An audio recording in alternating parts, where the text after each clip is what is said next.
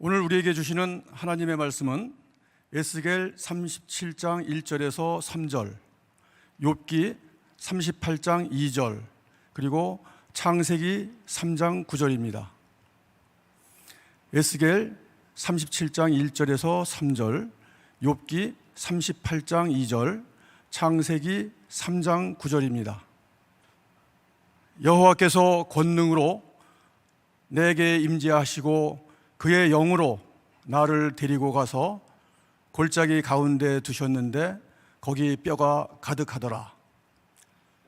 나를 그 뼈 사방으로 지나가게 하시기로 본즉 그 골짜기 지면에 뼈가 심이 많고 아주 말랐더라. 그가 내게 이르시되 인자야 이 뼈들이 능히 살 수 있겠느냐 하시기로 내가 대답하되 주 여호와여 주께서 아시나이다. 무지한 말로 생각을 어둡게 하는 자가 누구냐? 여호와 하나님이 아담을 부르시며 그에게 이르시되 네가 어디 있느냐? 이는 살아계신 하나님의 말씀입니다. 아멘. 자, 오늘 하나님께서 우리에게 물으실 때 이 물음에 대한 몇 가지를 가지고 말씀을 나누어 보려고 합니다. 오늘 장로님이 성경 봉독을 해주셨는데 좀 뜬금없이 전혀 맥락이 맞지 않는 것 같은 세 개의 구절을 여러분들에게 읽어드렸어요. 한 가지 공통점이 있다면 이 말씀 가운데 하나님이 묻는 물음이 들어있다는 겁니다. Why? 왜? 우리의 인생에 이런 질문을 던질 때가 있어요. 이런 질문들은 우리의 인생에 아무 문제가 없고 잘 나갈 때는 절대로 묻지 않습니다. 그러나 우리의 삶에 고통이 찾아오거나 우리들이 이해할 수 없는 일들을 우리들이 겪고 있을 때 우리는 왜? 라고 하는 질문을 던지게 되죠. 제가 C.S. 루이스의 이야기를 몇 번 인용했던 적이 있습니다. 평안함 가운데서 하나님은 우리들에게 속삭이시지만 고통 가운데 하나님은 우리에게 소리치신다. 그러니까 우리들의 삶에 중요한 의미 또 질문을 던지고 중요한 깨달음이 있을 때는 대개 우리의 인생의 고통 가운데서 그런 것들이 찾아오게 됩니다. 제가 지난해에 읽었던 책 중에 아주 흥미롭게 본 조선회상이라는 책이 있습니다. 한 750페이지 정도 되는 책인데 용기 있는 분은 한번 도전해 보세요. 근데 재밌습니다. 닥터 셔우드홀 목사님이 조선회상, 그분이 조선에 대한 생각을 기록한 것이죠. 1893년, 자 100년도 훨씬 더 전에 1893년 11월 10일 이 셔우드홀 목사님은 서울에서 출생했습니다. 이 선교사님의 부모는 다 이게 한국에 와서 살면서 만났던 분이고요. 이 셔우드홀 목사님은 다시 미국으로 건너가서 의학 공부를 하고 1926년 감리교 의료 선교사로 해주 구세병원에 부임합니다. 1927년 연대를 그 상황을 생각하세요. 최초의 근대적 결핵 요양원을 설립했고요. 1932년에 우리들이 잘 알고 있는 크리스마스 씨를 처음으로 만든 분이기도 합니다. 1940년에 이분은 일제에 의해서 추방을 당했고요. 추방당하고 난 이후에 이분은 인도로 건너가서 선교사로서 1963년까지 지내고 은퇴를 하게 됩니다. 그리고 이분은 1991년 4월 5일 98세의 일기로 세상을 떠나게 되는데 이분의 유언에 따라 이분의 시인이 우리나라에 들어와 양화진에 묻혀 있습니다. 저는 이분의 가족사를 통해서 이 고난의 순간들이 이 가정에 어떤 부르심을 주었는가를 잠깐 살펴보려고 합니다. 이 셔우드홀은 조선 땅에 부부 의료사로 각자 따로 들어왔던 윌리엄 제임스 홀과 로제타 홀 부부에 의해서 태어났으니까 이 두 사람이 우리나라에 들어와서 만나서 결혼한 이것은 우리나라 최초의 서양식 결혼식이었다라고 하는 기록도 남아 있습니다. 이 두 분은 당시 외국인 금지 구역이었던 평양에서 처음 선교사로서의 삶을 시작합니다. 안타깝게도 윌리엄 제임스 홀은 평양에 청일 전쟁으로 인해서 많은 환자들과 역병이 들어왔을 때 그들을 돌보다 아쉽게도 일찍 죽습니다. 결혼 2년 만에 태어난 사람이 셔우드홀이었고 당시 로제타 홀은 남편이 죽자 어린 아들을 데리고 뱃속에 있는 딸을 안고 미국으로 돌아갑니다. 거기서 그의 딸 에디스가 탄생합니다. 로제타 홀은 그의 아들과 깐나라이 에디스를 데리고 다시 평양으로 돌아오게 되죠. 어떻게 이런 상황에서, 남편이 죽은 상황에서 이렇게 어린아이를 데리고 다시 돌아올 수 있을까? 평양에서 예배를 드리는 때 많은 교우들이 눈물을 흘리고 이 가정을 맞아 주었어요. 그때 로제타 홀은 하나님의 음성을 듣습니다. 사랑하는 딸아, 내 남편 윌리엄 제임스 홀이 이루지 못한 조선 사랑을 내가 이루어라. 그런데 도착한 지 얼마 되지 않아서 사랑하는 딸 에디스가 풍토병으로 또 세상을 떠납니다. 로제타 홀은 그의 딸을 남편 옆에 양화진에 또 묻게 되죠. 그 무덤 앞에서 로제타 홀은 그렇게 기도합니다. 하나님, 사랑하는 아들 셔우드 홀과 한국에서 오랫동안 사역할 수 있도록 해주세요. 그리고 로제타 홀은 한국에서 43년 동안 사역을 합니다.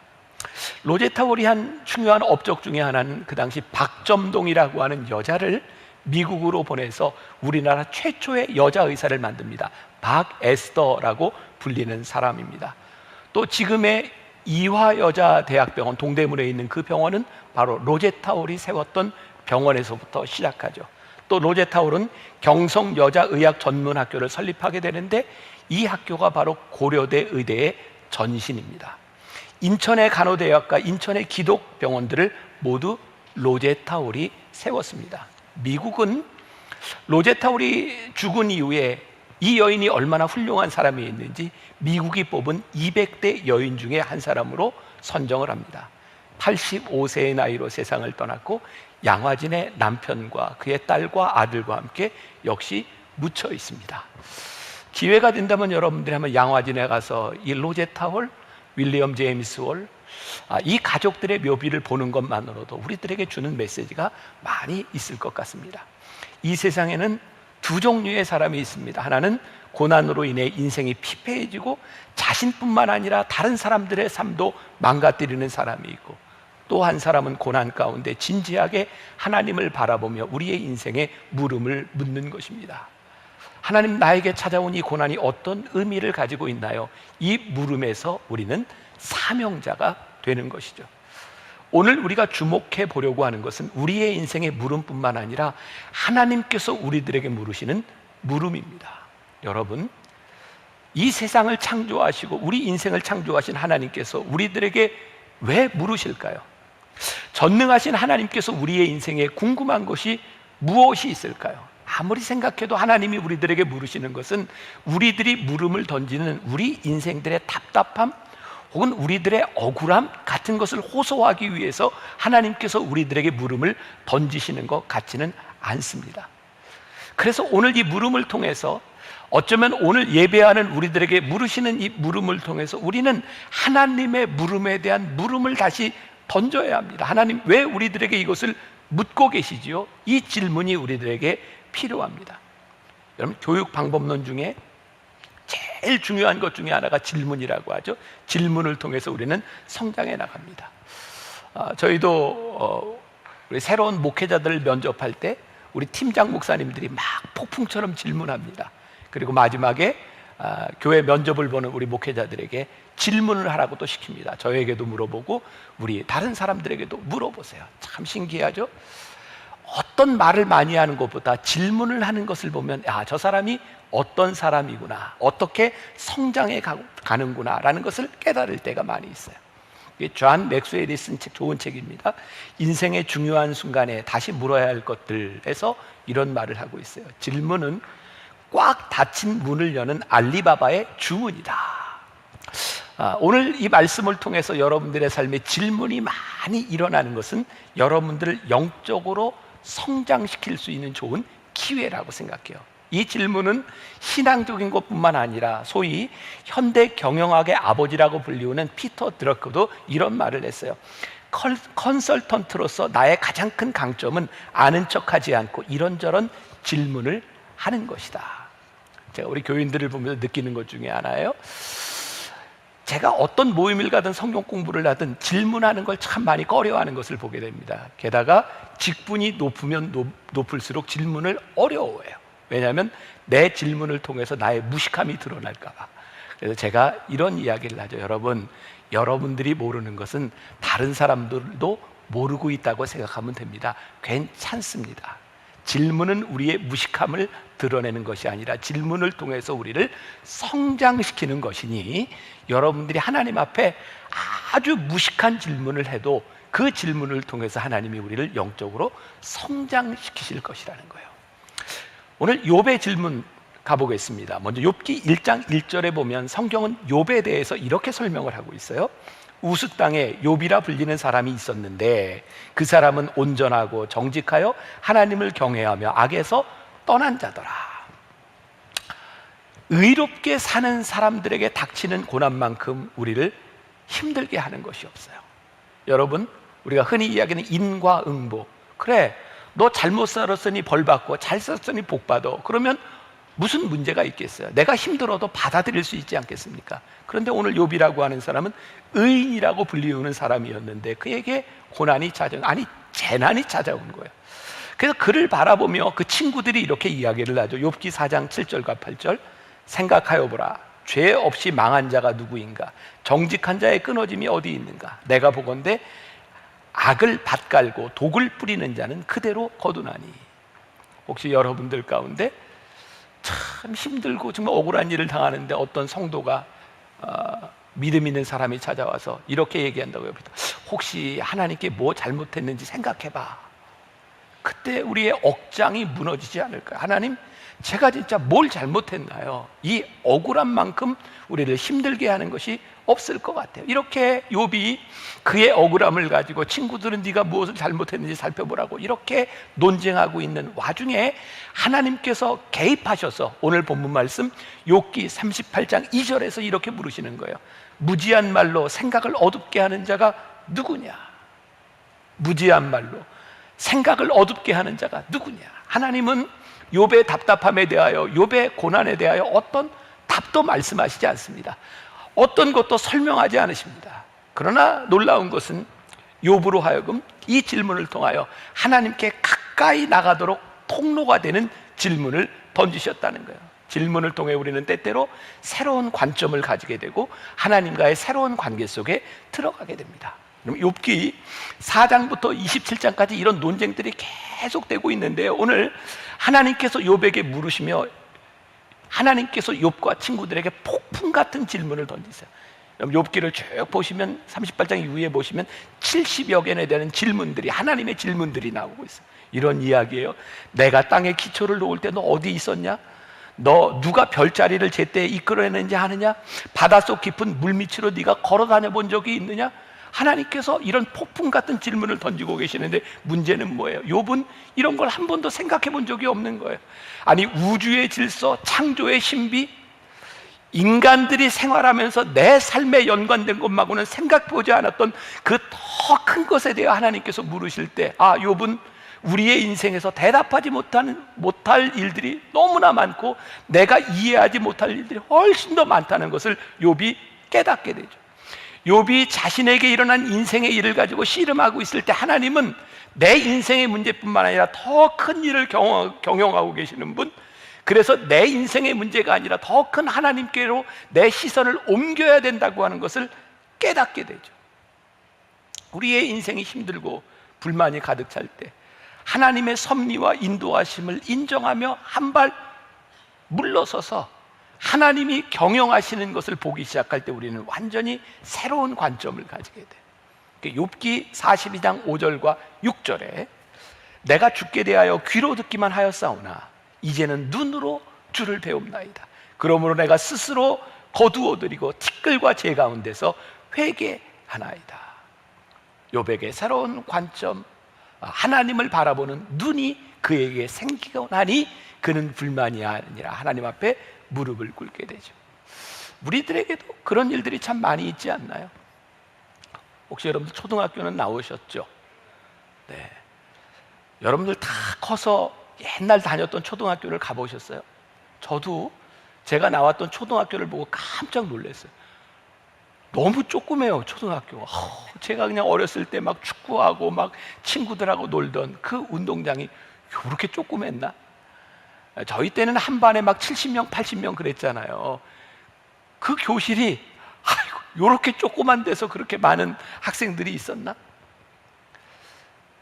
여러분들 어렸을 때 부모님들이 그런 얘기 했던 거 기억나세요? 커보면 알아. 근데 우리가 지금 자녀들에게 그런 얘기 많이 하잖아요. 이놈아, 커보면 알아. 지금 우리들이 알 수 없는 것들이 커보면 아는 일들이 있어요. 그리고 우리의 눈으로 보던 것들이 큰 눈을 들어보면 우리들에게 보이는 일들이 있어요. 그래서 고린도전서 13장 12절에서 사도 바울이 이렇게 이야기를 하죠. 우리가 지금은 거울로 보는 것 같이 희미하라. 그때에는 얼굴과 얼굴을 대하여 볼 것이요, 지금은 내가 부분적으로 하나 그때에는 주께서 나를 아신 것 같이 내가 온전히 알리라. 제가 오늘 여러분들에게 확신 있게 말씀드릴 수 있는 게 있어요. 그때가 되면 아는 때가 옵니다. 지금 우리들이 그냥 주저앉아 있는 것이 아니라 하나님 앞에 우리들의 질문을 던지고 이 믿음의 여정 가운데 들어가게 될 때 우리들이 깨닫게 되는 일들이 있습니다. 그러니까 이 질문은 우리를 영적 성장으로 이끌고 있다고 하는 것을 우리들이 알아야 되는 거죠. 질문을 던져야 답을 얻는다고 하는 것은 진리입니다. 자, 또 하나의 질문, 에스겔 37장 3절. 자, 오늘 본문 말씀 중에 하나죠. 그가 내게 이르시되, 하나님이 내게 이르시되, 인자야, 이 뼈들이 능히 살 수 있겠느냐 하시기로 내가 대답하되 주 여호와여, 주께서 아시나이다. 자, 이 시기는 언제예요? 이스라엘이 바벨론의 포로로 간 지 벌써 오래되었고 민족의 소망이 끊어져서 정말 모든 것이 다 끝나버렸다고 생각할 때 하나님께서 에스겔을 데리고 골짜기로 가셔서 그 골짜기 지면에 마른 뼈들을 보여주시는 거예요. 다 말라 비틀어진 이 뼈들을 바라보면서, 생기라고는 찾아볼 수 없는 이 뼈들을 바라보면서 우리 하나님께서 뭐라고 말씀하세요? 그가 내게 이르시되, 인자야, 이 뼈들이 능히 살 수 있겠느냐? 에스겔이 그렇게 생각하지 않았을까요? 하나님, 어떻게 그런 질문을 하세요? 이 말라 비틀어진 뼈들이 어떻게 살 수 있는지. 왜? 그의 사고와 그가 가지고 있었던 경험을 가지고는 이 물음에 대하여 답을 할 수가 없는 거예요.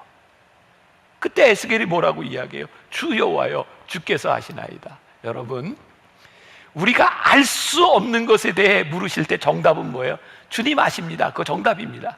그러니 여러분들에게 그런 질문이 다가왔을 때 주님 아시지요? 그렇게 대답하면 정답을 찾을 수 있습니다. 중요한 것은 하나님께서 왜 이런 질문을 하셨느냐는 거죠.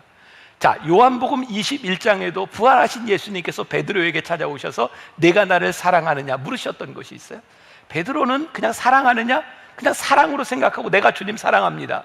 근데 예수님께서 세 번째 물으실 때, 이 물음이 그런 정도의 물음이 아니구나 라고 생각하니까 베드로가 대답할 수가 없었어요. 그래서 베드로가 뭐라고 대답하시죠? 예, 주님이 아십니다. 정답입니다. 여러분들이 대답할 수 없는 것에 대하여 주님이 아십니다. 문제는 주님께서 우리들에게 물으실 때 주님이 아시는 것은 내가 모르는데 주님이 아십니다로 끝나는 것이 아니라 하나님께서 우리들에게 물으실 때 그 물음에는 하나님의 계획이 있다. 저 에스겔 골짜기에 마른 뼈들이 살아나겠느냐라고 물으실 때, 주님 저는 알 수 없지만 하나님께서 이 물음을 물으실 때 저 사망의 음침한 골짜기에 있는 저 뼈들에 대하여 하나님의 계획이 있다는 거예요. 단지 우리들이 그것을 아직 알지 못하는 거죠. 주님께서 환자를 향하여 공생의 기간에 물으셨어요. 네가 낫기를 원하느냐? 이 물음은 무슨 말씀이에요? 우리 주님께서 이 환자에 대한 계획을 가지고 계시다는 거예요. 여러분, 부흥이 뭐예요? 이 땅의 황무함을 보소서. 주님 우리들에게 부흥을 허락하여 주옵소서. 이 부흥은 하나님께서 우리들에게 관심을 가지고 계시다는 데서 시작되는 거예요. 하나님, 한국 교회가 이 코로나 상황 가운데서 이 어려운 시간들을 가지고 있는데 하나님께서 우리들에게 물으시는 것, 얘야, 이 교회가 어떻게 해야 되겠니? 오늘 우리 목회자들과 함께 오늘 예배를 드리기 전에 아침에 다 모여서 나눴더니 하나님, 답이 없는 것 같습니다.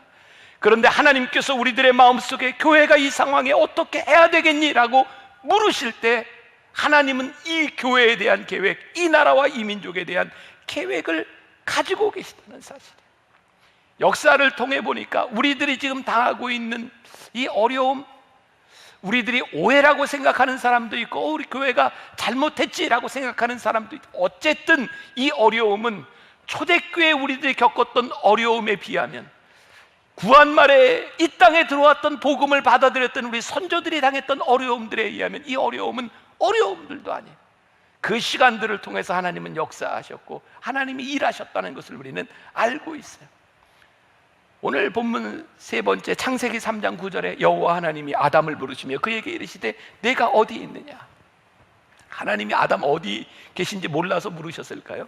내가 어디 있느냐. 하나님께서 듣고 싶었던 대답은 주님 제가 여기 있습니다. 그런데 죄를 지은 아담은 하나님 앞에 제가 여기 있습니다 라고 말하지 못해요. 그는 숨어버립니다. 하나님께서 우리들에게 너 어디 있니? 라고 물으실 때 하나님은 우리들과 하나님 사이에 새로운 관계를 맺기를 원하시는 거예요. 요즘 제가 줌으로 우리 성도들과 미팅을 하고 있어요. 신방을 하고 있어요. 재밌는 건 이런 이야기들을 종종 듣는다는 겁니다. 목사님, 줌 신방을 하는데 꼭 목사님 만나니까 제 영적 상태를 물으시는 것 같아요. 정답입니다. 정답. 그런데 이 육신의 몸을 입고 있는 담임 목사가 줌으로 가서 얼굴을 봐도 목사님이 내 영적 상태를 묻는 것 같아 라고 생각하는 우리가 오늘 하나님께서 너 어디 있니? 라고 물으실 때 우리들이 어디에 있는지, 나의 영적 상태가 어떻게 되어 있는지 하나님이 나에게 물으시고 원하시는 답이 무엇인지를 우리들이 분명히 생각해야 하지 않겠습니까? 여러분, 죄의 특징이 무엇일까요? 죄를 지으면 자꾸 하나님으로부터 멀어지고 하나님의 낯을 피하려고 합니다. 나라의 죄를 진 사람은 이 나라를 떠나 도망가려고 합니다. 누군가에게 죄를 짓고 누군가를 속인 사람은 내가 속이고 내가 죄를 저지른 그 사람을 만나려고 하지 않습니다. 아담과 하와에게 오늘 우리들에게 하나님의 낯을 피하는 이유가 있다면 하나님과 우리들 사이의 관계가 잘못된 것이니 내가 어디 있느냐고 물으실 때 오늘 우리가 하나님과 우리들 사이의 관계를 새롭게 하며 영적 성장이라고 하는 것은 우리들의 삶의 교정을 통해서 이루어지는 일이에요. 고치면 영적으로 성장할 수 있는 거예요. 뭐 이런 생각해 보세요. 우리가 자식을 키우면서 이놈이 이거 일을 하고 있는데 부모님 보기에 마음에 안 들죠. 그래서 이렇게 묻죠. 야, 너 이거 계속 할 거야? 이게 묻는 걸로 보이세요? 제가 오늘 이렇게 설교를 하는데 여러분들을 보면서 오늘 말씀 잘 들을 거예요? 이게 어떤 얘기로 들으세요? 이게 묻는 걸로 들으십니까? 잘하라고 하는 얘기죠. 고치라고 하는 얘기죠. 우리 하나님께서 오늘 여러분들을 향해 너 지금 어디 있니? 라고 물으시는 이 물음은 물음이 아니에요. 이 물음을 통해 우리들이 깨닫기를 원하시는 거죠. 너의 영적인 자리가 어디인지를, 네가 그곳에 계속 머물러 있어서 되는 것인지를 우리들에게 묻고, 이 물음은 필연적으로 우리들을 부르심 가운데로 인도해 가고 있는 거예요. 오늘 영적 무기력증에 빠져 있는 우리들을 향해 내가 어디 있냐고 물으시는 이 물음. 지난해 언젠가 어떤 신문사 국장이 저에게 문자를 보낸 적이 있어요. 목사님, 현재 한국교회가 이렇게 흘러가는 것을 보면서 그냥 있으셔도 되는 겁니까? 근데 제가 그분에게 이런 답을 했던 기억이 나요. 글쎄요, 제가 뭔가를 하고 싶은데 제가 무슨 말을 해도 그냥 얼마나 사람들이, 어떤 사람은 너 잘났다 이러는 사람이 있는가 하면 어떤 말 하나에도 꼬투리를 붙잡고 이렇게 달려드는 사람이 많은지, 우리 교회 목회자들도 그렇고 저희 가족도 그렇고 저에게 늘 하는 이야기가 그냥 이런 때는 가만히 있으세요. 그게 저에게 하는 말이라고. 어쩌면 저에게 이게 영적 무기력증이라는 생각이다. 오늘 제가 여러분들에게 우리 만나교회의 입장, 우리 교회는 이런 생각을 가져야 됩니다라고 이야기한 것, 이것 때문에 제가 또 공격을 받을 수도 있겠죠. 그러나 분명한 것은 하나님께서 우리 교회에 대하여, 우리 신앙인들에 대하여 너희의 신앙이 어떠해야 되는지, 하나님께서 오늘 우리들에게 무엇을 말씀하고 계시는지를 우리들이 깊이 바라보도록 말씀하고 계시니까 우리들이 하나님 앞에, 우리를 부르시는 하나님 앞에 무기력하지 않겠습니다.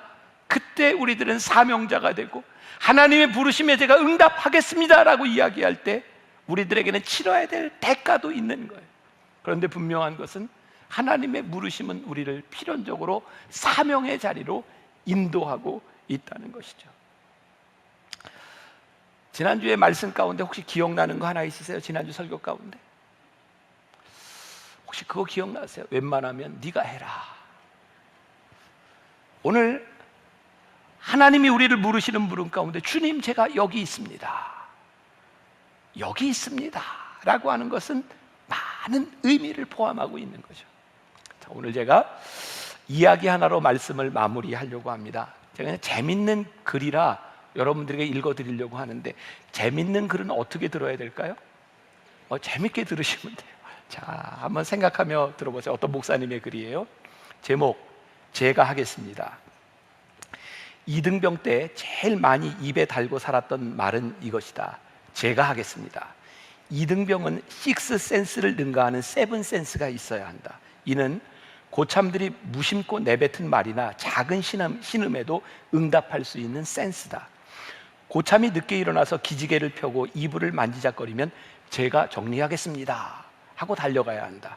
고참이 오늘은 밥 먹기 귀찮은데 라면이나 끓여 먹을까 하면 제가 끓이겠습니다 하고 끓여와야 한다. 근무 교대할 때 무거운 짐을 고참이 들고 내무반에 들어오면 제가 들겠습니다 하고 대신 들어야 한다. 이등병 때는 모든 일이 내 일이었다. 일을 골라서 하기보다는 찾아서 해야지 욕을 먹지 않고 에이스로 등극할 수 있다. 시간이 흘러 나도 병장이 되었다.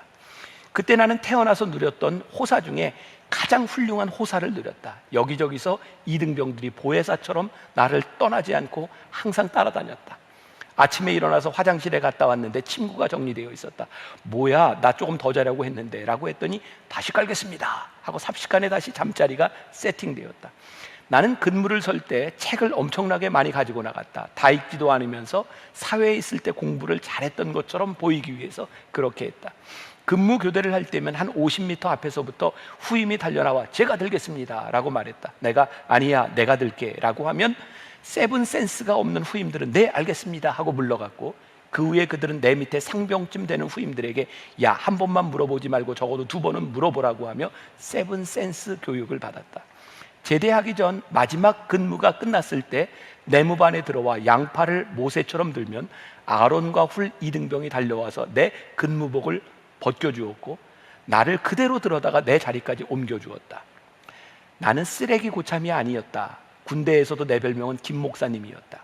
지금까지 살면서 아마 제일 편한 때였다는 생각이 든다. 늘 제가 하겠습니다의 마음을 가지고 내 짐을 대신 지어주려는 이등병들이 주변에 가득했기 때문이다.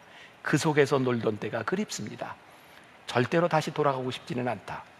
갈레아디아서 6장 2절에 사도 바울이 이렇게 말했다. 너희의 짐을 서로 지라. 그리하여 그리스도의 법을 성취하라. 우리는 모두 처음 예수 그리스도를 만났을 때 이등병의 마음을 소유한다. 하나님은 그런 이등병의 마음을 가진 신자들을 사용하셔서 그리스도의 법을 성취하신다. 내가 무거운 짐을 지고 신앙생활을 하고 있는데 내 주변에 제가 들어드리겠습니다 라는 마음을 가진 사람이 가득하다면 얼마나 따뜻할까. 이등병 신자들이 많아질수록 그리스도의 몸인 교회는 아름답게 세워져 간다. 하지만 처음에 받았던 나 같은 죄인 살리신 주님의 은혜가 안 놀라워지기 시작하면 이등병의 마음이 아닌 병장의 마음이 된다. 병장 신자들이 많아질수록 그리스도의 몸인 교회는 골병이 된다. 우리는 처음에 우리를 만나주셨던 십자가의 은혜를 기억하면서 이등병의 마음으로 낮아져야 한다. 사회적으로 갑질 문제가 매우 심각한데 교회 안에서는 영적 갑질이 심각하다. 영적 갑질은 무엇인가? 내가 너보다 기도 많이 하니까, 내가 너보다 하나님이랑 많이 친하니까, 내가 너보다 성경 많이 아니까, 내가 너보다 섬김의 연수가 오래되었으니까 고로 너는 조용히 있어야 해. 어디서 병장 신자가 말하는데 이등병 신자가 나대. 이게 교회 안에서 일어나는 영적 갑질이 아닌가. 교회는 군대가 아니다. 교회에서의 최고 자랑은 연수가 아니라 그리스도를 닮은 인격이다. 그리스도의 사랑으로 살리는 을이 된다면 그 사람이 진정한 영적 갑이다. 벼는 익을수록 고개를 숙인다고 했다. 아직 숙이지 못하면 익지 못했기 때문이다. 지금은 서로 갑질할 때가 아니라 갑절의 사랑을 구해야 한다. 우리 서로 사랑하자. 참 좋은 글이에요. 하나님께서 오늘 우리들에게 물으시는 너 지금 어디 있니? 너 지금 어떠하니? 이 물음이 오늘 여러분들에게 사명의 자리로 이끄는 물음이 될 수 있기를 주님의 이름으로 간절히 축원합니다.